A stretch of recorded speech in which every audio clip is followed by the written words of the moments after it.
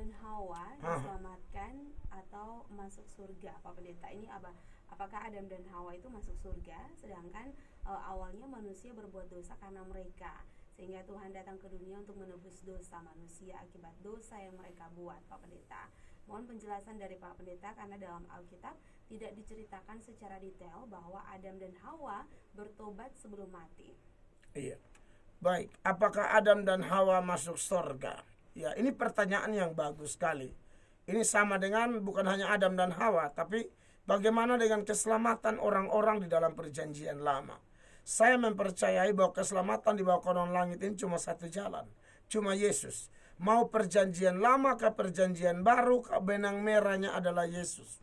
Ya, Yesuslah satu-satunya penyelamat. Saudara, saya bisa buktikan dengan data-data dalam Alkitab. Anda ingat ya bahwa Abraham itu, Tuhan Yesus berkata bahwa sebelum Abraham jadi, aku sudah ada. Abraham belum diciptakan, saya sudah ada. Siapakah dia kalau bukan Allah? Dan Yesus berkata Abraham itu telah melihat aku dan dia bersuka cita. Dan ungkapan ini menuturkan tentang imannya Abraham kepada Yesus. Itu kelihatan dari Yohanes pasal 8 mulai ayat 56 ya. Di sini Yesus bilang begini, Abraham bapamu bersuka cita bahwa ia akan melihat hariku, dan ia telah melihatnya dan ia bersuka cita. Jadi saudara, ini menarik sekali. Dia bilang akan melihat, tapi di sini dia bilang ia telah melihatnya dan ia bersuka cita. Di sini orang-orang Yahudi protes di ayat 57, maka kata orang-orang Yahudi itu kepadanya, umurmu belum sampai 50 tahun dan engkau telah melihat Abraham. Kata Yesus kepada mereka, aku berkata kepadamu, sesungguhnya sebelum Abraham jadi, aku telah ada. Berarti iman Abraham kepada siapa? Kepada Yesus. Data lain lagi, misalnya tokoh Musa lah ya. Dalam surat Ibrani pasal 11, mulai ayat 23 sampai ayatnya yang ke 28 bahkan 29, itu penulis Ibrani sedang bicara tentang Musa di sana. Dan menarik di ayatnya yang ke-26, supaya Anda tahu di sini kita tidak sembarang ngomong.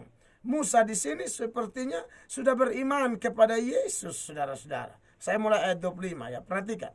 Karena ia lebih suka menderita sengsara dengan umat Allah daripada untuk sementara menikmati kesenangan dari dosa. Ayat 26 dari Ibrani 11. Ia menganggap penghinaan karena siapa? Karena Kristus sebagai kekayaan yang lebih besar daripada semua harta Mesir, sebab pandangannya ia arahkan kepada upah. Nah, berarti Abraham beriman kepada Yesus, ya, Musa juga. Musa melayani, Musa dipanggil. Itu Tuhan Yesus belum menjelma menjadi manusia. Tetapi Musa telah percaya akan Kristus yang akan datang. Dilihat dari sudut mereka pada waktu itu, mereka percaya kepada Yesus yang akan datang. Kalau kita percaya kepada Yesus yang sudah datang, jadi benang merahnya Yesus. Nah, bagaimana dengan Adam dan Hawa? Nah, apakah Adam dan Hawa masuk surga? Betul, seperti yang ditanyakan oleh saudara kita ini, bahwa tidak ada data eksplisit, tidak ada data yang jelas tentang pertobatan Adam dan Hawa. Tapi ingat, data tentang Injil Yesus Kristus sudah ada setelah Adam dan Hawa jatuh dalam dosa. Di mana? Kejadian 3 ayat 15. Kejadian 3 ayat 15 ini yang kita kenal di dalam dunia teologi dari kata Yunani proto-evangelium, Injil pertama. Bagaimana bunyinya Injil pertama tersebut? Perhatikan Kejadian 3 ayat 15. Ini berita pertama tentang Kristus sebagai penebus. Beritanya di sini. Pas Adam dan Hawa jatuh ya. Aku akan mengadakan permusuhan antara engkau dan perempuan ini. Engkau di sini iblis, dalam hal ini diwakilkan oleh alatnya yaitu ular pada waktu itu. Antara keturunanmu dan keturunannya. Keturunannya setan, anak-anak setan, dan keturunannya itu keturunan perempuan. Keturunannya, keturunan perempuan akan meremukkan kepalamu dan engkau akan meremukkan tumitnya. Maksudnya ialah keturunan perempuan ini ialah siapakah orang yang dilahirkan dari keturunan perempuan. Ingat, kitab ini ditulis dalam budaya orang Yahudi. Dan ada budaya orang Yahudi yang namanya budaya paternalistik, di mana laki-laki sangat ditonjolkan lebih dari perempuan. Dan akibat laki-laki sangat ditonjolkan, dalam hal silsilah pun orang tidak tarik dari istri. Tidak, sekalipun dia yang melahirkan. Seperti nanti Kak Ellen menikah melahirkan, kalau Kak Ellen orang Yahudi, ya dia tidak tarik dari Ellen memperanakan Obed misalnya, itu tidak ada. Ya, yang ada suaminya yang disebut.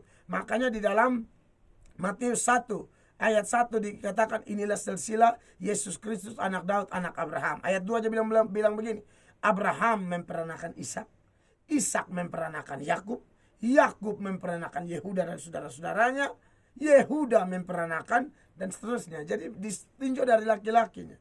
Istri yang hamil, ngidam manisan, ya cermele kakom kah, atau manisan tambaring, atau manisan asam kah, atau asinan kah, dia yang ngidam, dia yang muntah-muntah, dia yang mengalami sengsara selama hamil belum lagi melahirkan, bukaan 1 sampai bukaan 10 disertai teriakan seperti vokalis serius band misalnya dan lain sebagainya. Tapi waktu dilahirkan tidak bilang ini keturunan Mia, tidak, suaminya.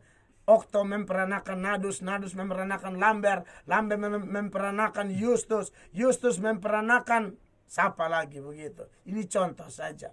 Jadi aneh memang ketika Kejadian 3 ayat 15 itu tiba-tiba dibilang keturunan perempuan. Ditulis dalam sudut pandang orang Yahudi, budaya Yahudi, penulisnya adalah Musa, dan dialamatkan kepada orang Israel sebagai alamat pertama-tama kitab Kejadian itu. Lalu dia bilang keturunan perempuan. Berarti ini orang yang dilahirkan tanpa sentuhan laki-laki. Dan hanya satu pribadi yang dilahirkan tanpa sentuhan laki-laki, yaitu Yesus Kristus. Makanya Ibu Maria itu hamil tidak ada sentuhan laki-laki. Saya pernah ketemu seorang oma yang saya tanya, oma anak berapa, cucu berapa? Oma itu berkata, Pak Pendeta, saya tidak ada anak, tidak ada cucu. Ya, waktu itu saya belum jadi pendeta, saya ingat saya masih orang persekutuan. Dia bilang, saya tidak ada anak, tidak ada cucu. Lalu saya bilang, kok kenapa? Oh, saya tidak menikah. Kenapa tidak menikah? Saya baca Maria hamil dari Roh Kudus.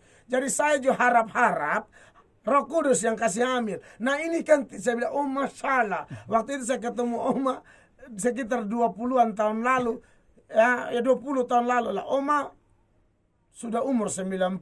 Nah, Oma bilang, Oma sadar di usia 60. Oh, nah tidak bisa lagi. Itu kalau ibarat barang-barang sudah museum itu ya. Makanya Oma bilang sudah terlambat. Jadi saya sedikit bikin lucu dengan Oma waktu itu. Oma bilang itu sudah salah mengerti. Mau hamil dari Roh Kudus, tahu-tahu tunggu sampai 60 tidak hamil-hamil, sampai 90 tidak hamil-hamil. Mungkin omanya sudah meninggal ya. Karena itu 20 tahun lalu saja umur 90. Saya ingat itu ya. Beliau jago sekali dalam menjelaskan akhir zaman.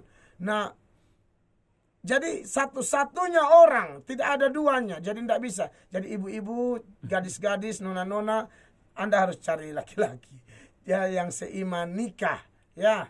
Jangan bilang biar hamil dari Roh Kudus, hamil dari Roh Kudus. Oh tidak bisa saudara-saudara, sampai sangkakala berbunyi malaikat-malaikat turun. Anda tidak akan rasa hamil kalau tunggu hamil dari Roh Kudus. The one and only, cuma Yesus Kristus, tidak bisa yang lain yang mengalami itu ya.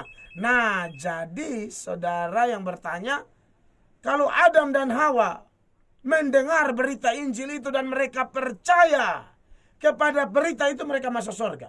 Mereka tidak percaya, mereka masuk neraka. Nah masalahnya data eksplisitnya memang tidak ada. Tapi saya kaitkan dengan berita tentang Injil sudah ada. Ya tinggal mereka percaya atau tidak. Hanya Musa tidak catat itu lagi ya. Dan tidak ada di mana-mana. Tetapi saya perlu ingatkan, sikap diamnya Alkitab ini tidak bisa menjadi dasar untuk kita berkata, oh berarti mereka masuk neraka. Tidak bisa.